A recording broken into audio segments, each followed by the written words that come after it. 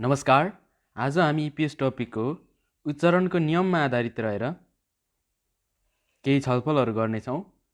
यसको part 1 video हेर्नु भएको छैन भने डिस्क्रिप्सनमा लिङ्क छ, त्यसको थ्रुबाट गएर हेर्न सक्नुहुन्छ। सुरु गरौँ है त। 2 नम्बरसम्म मैले पार्ट 1 भिडियोमा राखिदिएको छु। डबल फाइनल कन्सोनेन्ट्स फाचिम 3 नम्बरदेखि स्टार्ट गरौँ। यहाँनिर भनिएको छ कोरियन भाषाका केही व्यञ्जनहरू दुईवटा एकैचोटि झुन्डिएर आउँछन् जसलाई डबल फाइनल कन्सोनेन्ट्स भनिन्छ है। यसरी एकैचोटि झुन्डिएर आउने डबल अक्षर मध्ये कुनै एउटाको उच्चारण लोप हुन्छ। इक्जाम्पलको लागि र ब झुन्डेर आएमा एउटालाई मात्र उच्चारण गरिन्छ, जस्तै बलाई मात्र कि त रलाई मात्र भन्न खोजिरहेछ है। उदाहरणलाई हेरौँ। न र ज दिएको छ, यहाँनिर एउटालाई मात्र उच्चारण गर्दा आन्ता के भयो त? आन्ता भयो। आन्ता भनेको के हो त? बस्नु। आन्ता भनेको बस्नु है।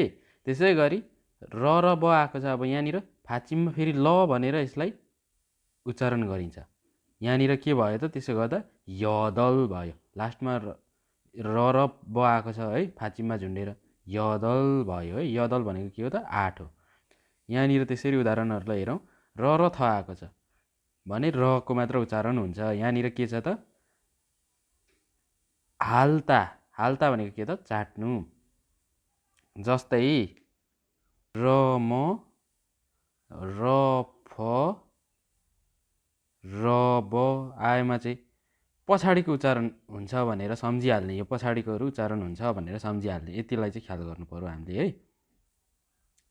त्यसै गरी अरू उदाहरणलाई हेरौँ। यहाँनिर देख्न सक्नुहुन्छ र आएको छ। रको मात्र उच्चारण गर्दा के भयो त? यहाँनिर कुल्था। कुल्था ल बिचमा उच्चारण भयो। कुल्था भनेको के रहेछ? उमाल्नु। यति हेरेपछि बुझिहालिन्छ है। यो 4 नम्बरमा जाउँ। 4 नम्बरलाई हेरौँ। संयुक्त उच्चारणका नियमहरू। यदि शब्दको मुनि ब भए लगत्तै न र म, ब भए लगत्तै चाहिँ के? न र म आएमा चाहिँ बको उच्चारण के हुन्छ त? म हुन्छ भनिरहेछ। म हुन्छ भनिरहेछ नियमले। जस्तै यहाँनिर हेरौँ। यहाँनिर इम्मात। इम्मात। इम्मात त होइन। जस्तै म नै बनाएँ। यहाँनिर पलाई पनि म नै बनायो।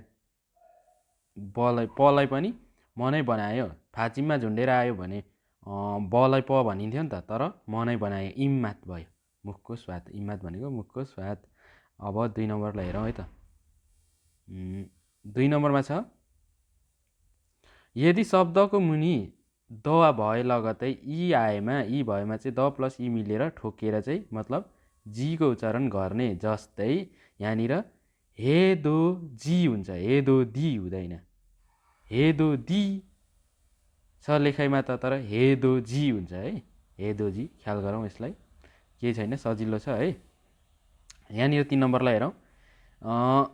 यदि शब्दको मुनि थ भए लगतै ई भएमा थ प्लस ई मिलेर के हुन्छ त? जी हुन्छ। थ प्लस ई जीको उच्चारण हुन्छ। जस्तै अब यहाँनिर खाथी हुनुपर्ने हो नि त, खाथी हुनुपर्ने हो, तर यसलाई क्लियर उच्चारण गर्दा के हुन्छ त? यो नियम अनुसार के हुन्छ त? खाची हुन्छ। खाची भनेको सँगै।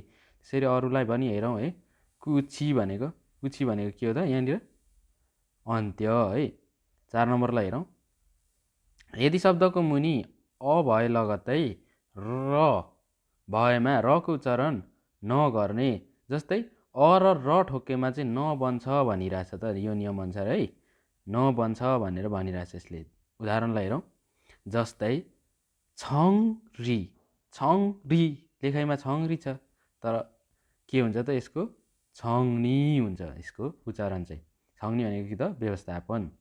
त्यसै गरी 5 नम्बरलाई हेरौँ। यदि शब्दको मुनि ग भए लगत्तै न र म भएमा गको उच्चारण अङ गर्ने। ग भए लगत्तै न र म आएमा चाहिँ के हुन्छ त?